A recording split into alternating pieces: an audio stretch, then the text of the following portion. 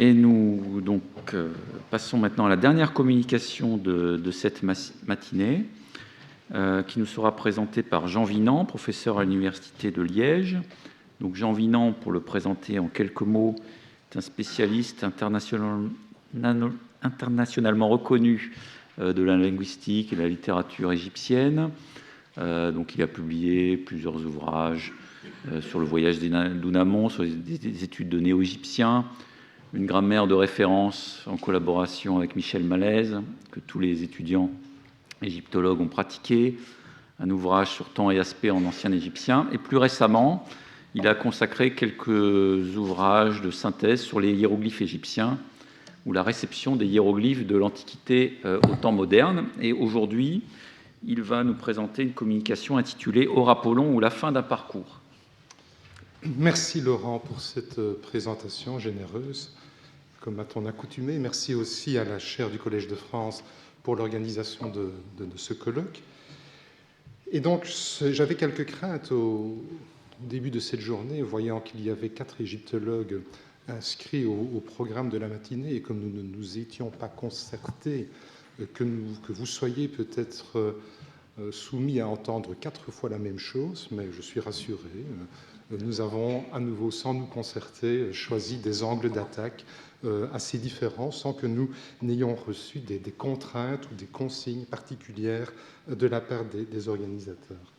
Alors, la communication que je vais vous présenter aujourd'hui est un peu au croisement de 2 intérêts. Un intérêt ancien pour la langue et les écritures, mais un intérêt un peu plus récent aussi pour la figure du père jésuite Athanas Kircher, qui a peut-être un peu tendance à me vampiriser ces 4 dernières années. Et donc, je m'intéresse un peu à ce personnage qui est un peu au bout du parcours. Or Apollon, j'ai intitulé cette communication à la fin d'un parcours, et j'insiste vraiment sur le un parcours, parce que c'était un parcours possible, mais il est aussi, et ça a été rappelé par Jean-Luc Fournet lors de son introduction, c'est aussi le début d'un autre parcours dont, un peu à sa manière, le père Athanas Kircher signale l'achèvement, et en tout cas un certain aboutissement, parce qu'après ce qu'il avait réalisé dans ces quelques 4500 pages en latin dévolues à la culture, à la langue, mais surtout à l'écriture égyptienne, je ne pense pas que dans la voie qu'il avait choisie, on pouvait aller plus loin. Ce que je vous propose ici, c'est une lecture un peu sémiotique, si vous voulez, de l'écriture égyptienne. Ce que je voudrais vous montrer ici, c'est comment, à partir d'un système dont Andreas vous a retracé ce matin les grandes lignes de fonctionnement, on pouvait avoir en quelque sorte des cheminements possibles. Et ce qui est remarquable, c'est de voir que les 2 cheminements, les 2 déviations, si vous voulez, on pourrait même appeler ça des hybridations possibles, ont été, dans la pratique, tous les 2 empruntés. Et donc, il y a un chemin que j'appellerais vers le phonétisme, ou si on voulait déjà prendre un peu un langage plus sémiotique, une voie où le signe iconique va être démotivé. C'est en quelque sorte le pôle linguistique, si vous voulez, de cette aventure, de ce cheminement de l'écriture hiéroglyphique. Et puis, il y a un autre chemin qui, lui, va vers l'iconisme, qui est une sorte de remotivation dans certains cas, dans d'autres cas de surmotivation du signe iconique, et vous aurez évidemment reconnu là un autre pôle que l'on pourrait qualifier de pôle visuel. Il faut également, je crois, faire la part des choses, même si c'est très difficile de découper la réalité avec un scalpel, vous vous en rendez bien compte, et qu'on ne peut pas tracer des frontières, mais il y a très certainement, et on y a déjà fait allusion ce matin, une évolution proprement endogène, donc interne à la culture égyptienne, mais il y a aussi une sorte d'hybridation due à une influence externe. On n'en a pas encore beaucoup parlé aujourd'hui, et il y a quand même, il faut le signaler pour les derniers siècles de l'histoire égyptienne dans l'Antiquité, une interprétatio greca dont il faudra quand même bien dire un mot.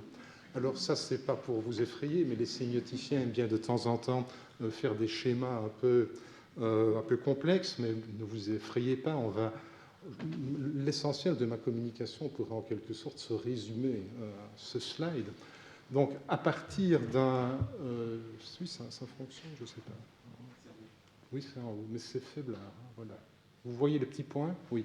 Donc, voilà, à partir d'un signe idéal, si vous voulez, nous allons donc explorer un peu rapidement la voie vers le phonétisme. La voie alors vers l'iconisme nous retiendra davantage, puisque c'est dans cette voie-là que s'inscrit la démarche orapolinienne. Alors vous voyez que pour chaque pôle, j'ai distingué un certain nombre de réalisations, et c'est cela que je vous propose maintenant de décrire rapidement avec vous, de passer en revue avec vous, et nous reviendrons à chaque fois à ce schéma initial. Donc la première voie, donc nous sommes sur la partie gauche du schéma, c'est ce que j'ai appelé la voie vers le phonétisme. Il y a là un développement proprement interne à la culture égyptienne qui peut se réaliser dans ce qu'on peut appeler une tendance à l'alphabétisme et une autre tendance que j'ai appelée la cryptonymie, mais ça c'est simplement pour faire pendant à la cryptographie. Et bien sûr, on peut être en désaccord sur l'emploi des termes, mais il faut parfois conserver un peu le jargon qui est reçu, autrement on ne se comprend plus très bien. Il y a après tout en égyptologie des tas d'expressions que nous employons. Le pseudo-participe, après tout, ça ne veut pas dire grand-chose. Et le pronom dépendant, ça ne veut pas dire beaucoup plus, puisqu'on ferait mieux peut-être de parler de pronom critique. Mais enfin, peu importe. Et puis, je l'ai signalé dès l'entrée, une hybridation alors qui va vers un courant que j'appellerais plutôt l'essentialisme. Alors, si on veut regarder ça un peu en termes sémiotiques, de quoi parle-t-on? Quand vous prenez un mot écrit en écriture hiéroglyphique, vous avez deux pans qui sont très très importants. Et Andreas a signalé ce matin à quel point les deux niveaux sont complémentaires pour la bonne compréhension d'écriture hiéroglyphique. C'est un niveau proprement sémantique et un niveau de réalisation phonétique. Bien sûr, il y a des signes qui sont plutôt spécialisés dans l'un ou l'autre niveau, mais le signe hiéroglyphique en tant qu'ensemble de signes pour écrire un mot comprend normalement ces deux composantes. Et dans la voie vers l'alphabétisme, que se passe-t-il? On va perdre le premier niveau pour attacher à un signe simplement un signifié phonétique. Alors, ce genre de choses, ça existe en fait dès les premières manifestations de l'écriture hiéroglyphique. En effet, avec un certain nombre de mots qui font partie de ce qu'on pourrait appeler le vocabulaire fermé, c'est-à-dire un vocabulaire qui est plutôt en relation avec des réalités grammaticales, que ce soit des prépositions ou des pronoms, il est tout à fait courant d'écrire les mots avec des signes unilitaires. C'est en quelque sorte les signes alphabétiques de l'égyptien, c'est celui avec lequel vous allez vous faire inscrire votre prénom quand vous allez en Égypte dans un joli cartouche, ce qui a un double effet, puisque grâce à ça, vous accédez à un statut royal aussi, soit dit entre parenthèses. Mais ça peut aussi concerner un vocabulaire tout à fait ouvert, ainsi des mots aussi fréquents que le nom, on a parlé du nom tout à l'heure, reine en égyptien, est écrit tout à fait couramment avec deux unilitaires et remarqué sans classificateur, donc sans déterminatif, et un verbe aussi fréquent que le verbe jet est normalement lui aussi écrit comme vous l'avez à l'écran uniquement avec des unilitaires. Mais dans certains textes, on peut avoir alors ce que j'appellerais une oblitération du caractère iconique du signe hiéroglyphique, c'est-à-dire que des mots qui sont normalement écrits avec des signes complexes, que ce soit généralement des logogrammes plurilitaires, c'est-à-dire qui se réalisent avec plusieurs consonnes radicales, peuvent parfois, et c'est une démotivation donc, du signe iconique, être écrits en unilitaire. Et vous avez ici donc un exemple avec le verbe kheper, advenir, se manifester, qui peut, dans certains textes, déjà dans les textes des pyramides, être écrit comme vous l'avez à l'écran, avec uniquement 3 unilitaires. C'est un phénomène un peu semblable qui se manifestera plus tard au Nouvel Empire avec l'écriture syllabique, qui est essentiellement fondée sur un rendu linguistique pour l'écriture. Ça concerne bien sûr les mots d'emprunt, essentiellement les mots empruntés au sémitique, mais ça concerne aussi, il faut le souligner, des mots proprement égyptiens, mais qui étaient restés jusque-là en dehors de la tradition écrite. Alors je vous en donne comme ça quelques-uns. Certains sont anciens comme Uches, mais d'autres plus récents comme Deges ou Genes. Et vous voyez, ils sont des mots proprement égyptiens, ce ne sont pas des mots d'emprunt, et ils sont écrits dans cette écriture syllabique qui a essentiellement pour fonction de rendre le niveau phonétique, et il y a, là, il faut le souligner, la présence des classificateurs sémantiques. Les textes démotiques, notamment dans la période la plus récente, sont parfois écrits en écriture quasiment alphabétique, et alors, mais on y est revenu ce matin, il y a alors les listes de signes. Il faut peut-être, Joachim ne sera pas d'accord, dater un tout petit peu alors plus tard que ce que vous avez à l'écran, les papyrus du 1er ou du 2e siècle de notre ère, mais je ne reviens pas puisque cela a été traité. Deuxième possibilité, toujours dans cette branche vers le pôle linguistique, ce que j'ai appelé la cryptonymie. De quoi s'agit-il? Il s'agit de mettre en rapport deux signifiants qui sont assez proches simplement pour le rendu phonétique. Et ce qui va se passer, c'est qu'on va alors opérer un transfert à partir du signifié du deuxième signifiant, et on va projeter ce signifié sur le signifié du premier signifiant. C'est donc une rupture manifeste du caractère univoque, arbitraire du signe linguistique, et vous en avez évidemment les plus importantes réalisations, par exemple dans les récits étiologiques, c'est fondé sur ce principe-là. Donc, dès les Coffindex, par exemple, quand vous avez un propos, mais je n'ai pas le temps de le développer ici, quand on demande alors à Horus comment il le voit, il s'agit de donner l'étymologie du mot oryx qui se dit en égyptien mahej, et Horus a une question qui lui est posée, répond « Je le vois extrêmement ou vraiment très très blanc, mais queer maef hedge hedge », et le texte continue en disant « Et de là naquit l'oryx ».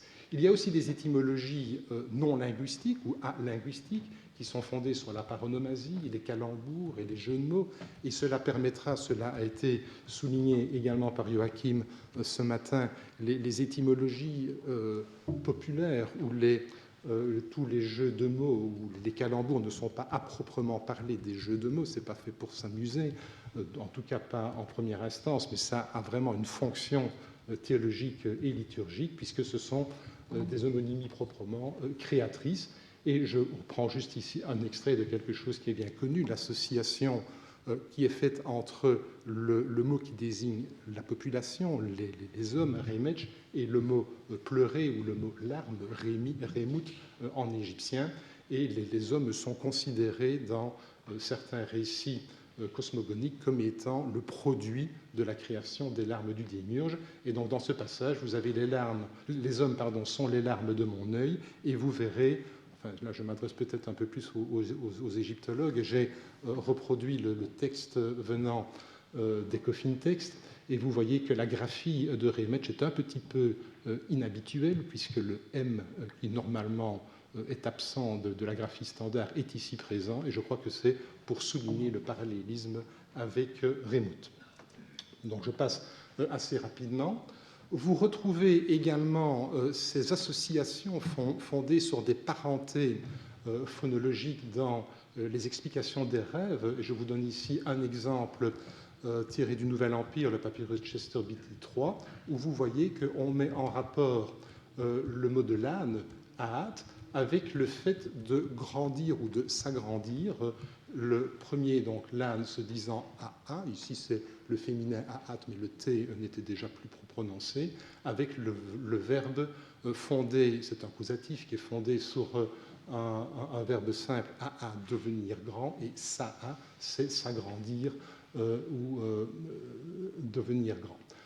On retrouve la même chose dans un autre passage que vous avez ici en bas, et où vous avez alors en plus une harmonie graphique, puisque le scribe a tenu en quelque sorte à lier son propos. Si un homme se voit découvrant lui-même son postérieur, c'est mauvais, il deviendra démuni à la fin, et vous voyez que il y a un jeu de paronomasie entre pechuifi, le postérieur, et démuni à la fin, erpehui, il y a évidemment un jeu qui est fondé sur une assonance, mais vous avez aussi en quelque sorte un lien supérieur qui est établi par l'emploi des classificateurs. Ici, il s'agit de l'arrière-train du lion qui sert alors à lier aux deux premiers termes le terme kefa, se découvrir, et on peut lier alors le terme kefa par un lien alors là de synonymie avec le verbe némer. Et on peut rapprocher un texte qui est beaucoup plus tardif alors que celui d'Artémidore dans la clé des songes, et je reproduis ici la traduction de Festugère. L'aigle signifie aussi l'année présente, car son nom, quand on l'écrit, n'est rien d'autre que première année, puisque vous avez effectivement le alpha qui, dans l'écriture grecque, peut servir à écrire le chiffre 1, et puis alors vous avez ethos pour l'année. Donc c'est fondé là aussi sur un même jeu linguistique. L'essentialisme, ce que j'appelle ici l'essentialisme, et je le vois plutôt comme une hybridation, de quoi s'agit-il? C'est d'associer un signifiant et un signifié linguistique à quelque chose qui est de extra-linguistique, qui est un concept, qui est une idée, et voir donc entre ces trois éléments un lien nécessaire.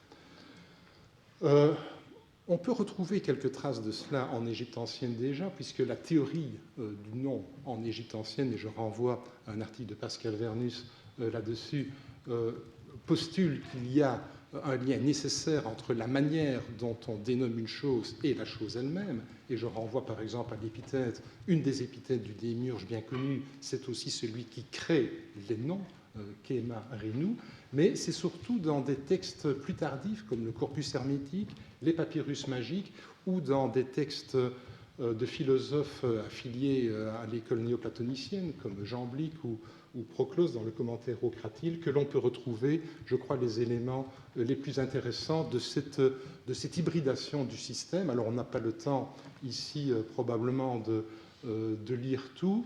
Je vais on va peut-être lire ce texte de Jamblique, bien connu dans la traduction ici du père Saffray et de Second. Mais celui qui écoute, dis-tu, porte son attention sur le signifié, de sorte que la notion suffit, puisqu'elle demeure la même, quel que soit le nom employé. Non, la chose n'est pas... Donc ça, c'est le texte auquel Jamblique va répondre. Non, la chose n'est pas comme tu l'as supposé. En effet, si les noms étaient établis par convention, cela ne ferait aucune différence d'employer les uns pour les autres. Mais s'ils sont étroitement liés à la nature des êtres, les noms qui ressemblent davantage à cette nature sont aussi, je pense, plus agréables aux dieux. Il en résulte clairement que c'est à bon droit que la langue des peuples saints est préférée à celle des autres hommes. En effet, les noms, une fois traduits, ne conservent pas du tout le même sens, mais il y a des particularités dans chaque peuple qu'il est impossible de signifier au moyen de la langue d'un autre. Donc ce que Jamblique veut dire ici, c'est poser en quelque sorte le problème de la possibilité de traduire. Mais on n'a pas le temps de développer ça ici. Je passe maintenant dans la partie droite du tableau, donc vers le pôle visuel. Donc là, un développement interne à nouveau, cryptographie, mais j'avais quand même pris la précaution de mettre des guillemets, et puis alors une hybridation externe qui est la voie proprement symbolique. Alors quand on parle de cryptographie, c'est un mot évidemment un cover term, c'est une sorte de boîte noire dans laquelle on peut mettre beaucoup de choses, et donc si on veut parler d'écriture énigmatique stricto sensu, c'est peut-être la partie inférieure du tableau, mais on pourrait faire aussi intervenir des jeux d'écriture qui portent par exemple sur le changement de classificateur. Donc de quoi s'agit-il? Il s'agit en quelque sorte pour le changement de classificateur, d'au lieu d'avoir un signifiant qui est normalement associé à un mot, de faire intervenir un deuxième signifiant, un autre signifiant, qui va donc ajouter une connotation particulière. Je vais en donner quelques exemples. Dans l'écriture énigmatique à proprement parler, on peut garder un signe hiéroglyphique qui est bien connu, mais au lieu de l'utiliser dans sa signification habituelle, qui est donc le signifié 1, on peut lui donner une valeur inhabituelle. Et alors là, on peut aller vers des signifiés qui peuvent être multiples, 2, 3, 4, cela peut aller très loin. Mais il faut aussi faire intervenir ce que j'appellerais, alors là on sort de l'écriture à proprement parler, ce que j'appellerais des iconèmes, c'est-à-dire des signifiants proprement iconographiques qui peuvent, eux, bien sûr, donner lieu à une interprétation, à un signifié qui est proprement iconiques, mais qui peuvent aussi, dans certains cas, se prêter à une réalisation proprement linguistique, a donc un niveau phonologique qui leur est associé. Et c'est ce que d'aucuns ont appelé récemment de la poésie visuelle, mais on va en dire quelques mots tout à l'heure. Alors voici un exemple simple d'un changement, d'un jeu plutôt sur les classificateurs. Vous avez un terme fréquent qui désigne les asiatiques, Mentiu ici, et vous avez deux graphies possibles. La première, qui est la plus fréquente, associe donc à ce terme un classificateur, le classificateur générique de l'homme assis, qui renvoie à tout ce qui est humain, de manière générale. Donc c'est un classificateur générique neutre, si vous voulez, sur le plan de la connotation. Mais dans certains cas, vous pouvez y substituer un autre signe, qui est le signe de l'ennemi couché. Et dans ce cas-là, bien sûr, au niveau linguistique, c'est toujours le même mot. Si vous devez lire ça, il n'y a pas une réalisation particulière. Mais au niveau graphique, purement, donc c'est purement visuel, vous parlez des Asiatiques, mais vous savez, c'est ces Asiatiques qui nous veulent du mal et contre lesquels nous devons quand même guerroyer quelque temps. Il y a donc là une nuance, une connotation particulière que vous avez introduite et qui ne fonctionne qu'au niveau visuel. J'en viens maintenant, je m'excuse d'être un peu rapide, mais il fallait essayer de présenter la totalité de ce schéma. Pour les écritures alors plus énigmatiques, donc deux niveaux, un niveau portant sur les signifiant proprement hiéroglyphique, un autre sur les iconèmes.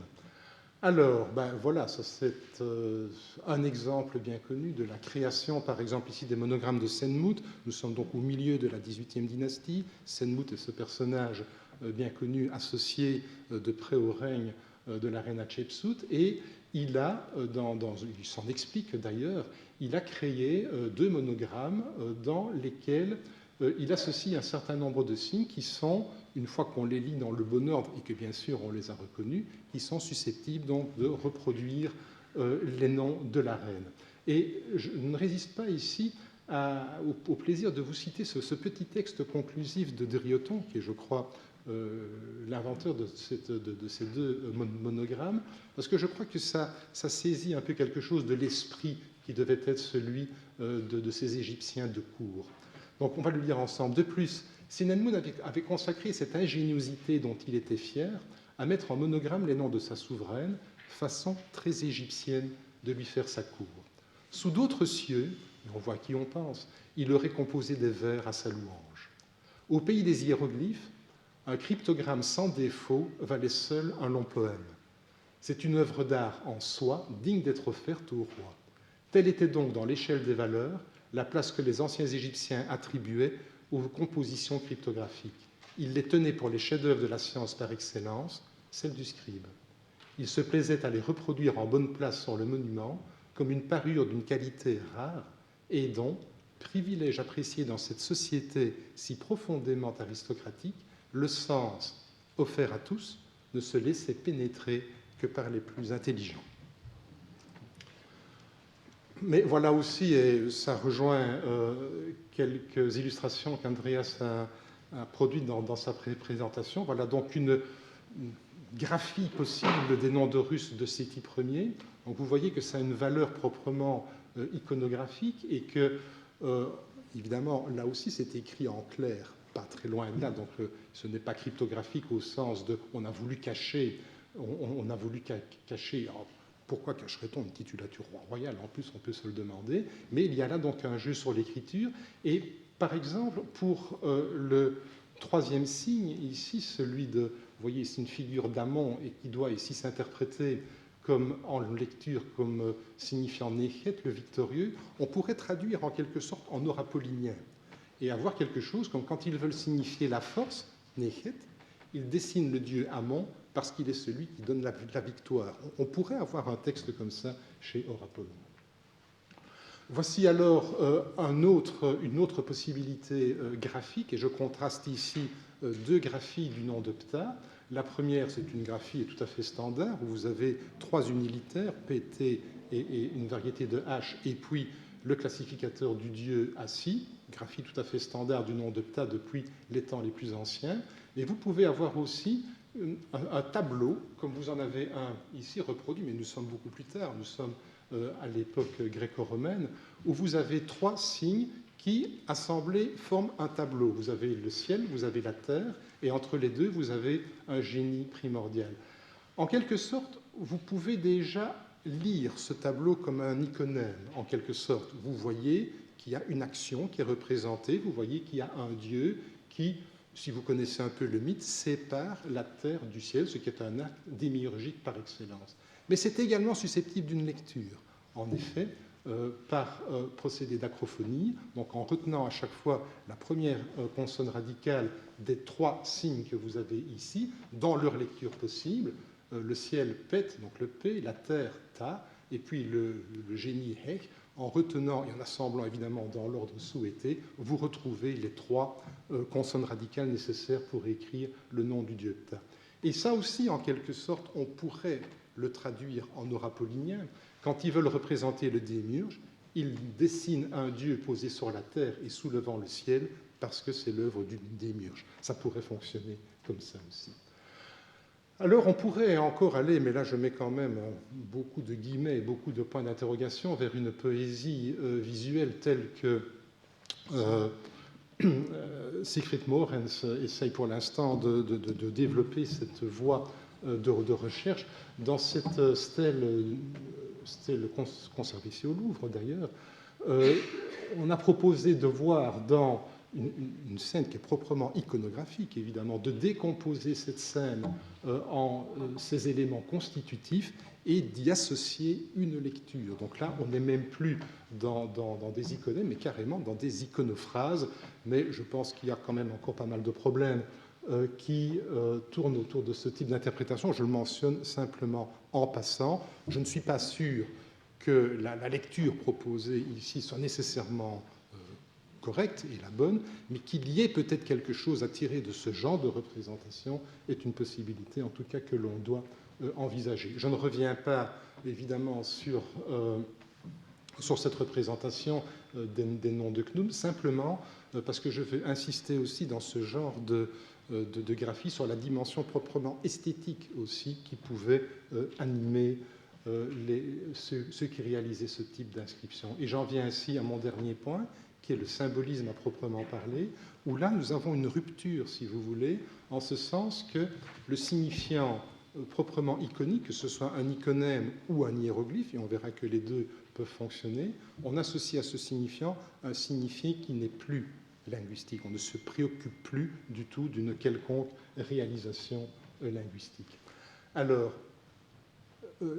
c'est en quelque sorte une exploitation, une hybridation du lien métaphorique potentiel en tout cas, qui se trouve dans certains signes. Donc vous savez que dans les logogrammes et les classificateurs, qui sont donc les signes qui sont les plus chargés au niveau iconique et sémantique, vous pouvez avoir pour les logogrammes un lien qui est parfaitement visible et facilement interprétable. Par exemple, pour écrire le mot scribe, vous avez la palette de scribe et qui, normalement, par tout Égyptien cultivé, était encore reconnaissable comme étant la palette de scribe.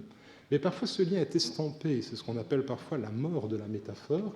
Et c'est ce qui arrive, par exemple, au signe de l'abeille, qui peut servir donc à écrire le mot Biti pour le roi de Basse-Égypte. La raison pour laquelle le signe de l'abeille a été choisi, c'est probablement assez rapidement perdu, d'où alors des spéculations qui peuvent alors se produire pour essayer de retisser ce lien étymologique ou ce lien étymographique entre le signe de l'abeille et ce qu'il représente. On a parlé à propos du signe de l'abeille de Aurapollon, mais il y a aussi un texte d'Amien Marcelin qui est assez intéressant de ce point de vue. Pour les classificateurs, c'est la même chose. J'ai dit un mot tout à l'heure de la possibilité pour les classificateurs d'ajouter des connotations extralinguistiques, et je n'y reviens pas, mais le classificateur pouvait aussi potentiellement être exploité comme lien étymologique. Je prends ici deux exemples, le verbe ad avec le classificateur du crocodile et le verbe kened avec le classificateur du carcopithèque. Je vais plutôt du cynocéphale, je vais plutôt m'attarder sur ce dernier. Donc c'est un verbe en égyptien qui est bien connu, qui signifie être irrité, s'énerver. Et justement, nous avons une notice d'Aurapollon, ce qu'il signifie en écrivant un cynocéphale, voulant écrire la lune ou le monde habité, ou l'écriture, ou le prêtre, ou la colère, ou la nage, il peigne un cynocéphale. Je m'excuse de devoir procéder un peu vite. Une notice du papyrus Jumilac, on en a parlé tout à l'heure, pour voir aussi quelle sorte de spéculation on peut avoir proprement alors à partir des graphies. Donc, dans le papyrus Jumilac, colonne 6, ligne 6, il a été appelé Anubis par sa mère. Cela a été dit en raison du vent, de l'eau et de la montagne. Et vous voyez effectivement que dans les signes qui servent à écrire de manière purement alphabétique le nom de Anubis, on peut retrouver des signes et les mettre en corrélation avec le vent, l'eau et la montagne. Et ça rappelle évidemment les exploitations qui seront faites bien plus tard par Athanas Kircher dans ses fameux schématismes. Donc, cette rupture qu'il y a, que l'on va se produire entre le lien linguistique, donc entre le signifiant et le signifié, a probablement, on voit qu'il y a des tendances endogènes, bien sûr, mais a probablement aussi bénéficié de facteurs favorables dans un milieu qui était quand même fortement hellénisé. Et donc, je voudrais souligner ici l'apport des philosophes grecs, Philon, Plutarque, notamment des philosophes néoplatoniciens comme Plotin, Jamblique, Porphyre, on les a déjà cités, mais aussi un peu antérieurement de certains historiens comme Diodore, Ammien Marcellin, dont on pourrait parler longuement, Chérémon, il y a été fait allusion, ou de Clément d'Alexandrie, mais aussi des textes un peu plus ésotériques comme le Corpus hermétique, notamment le 16e traité, ou les traités magiques.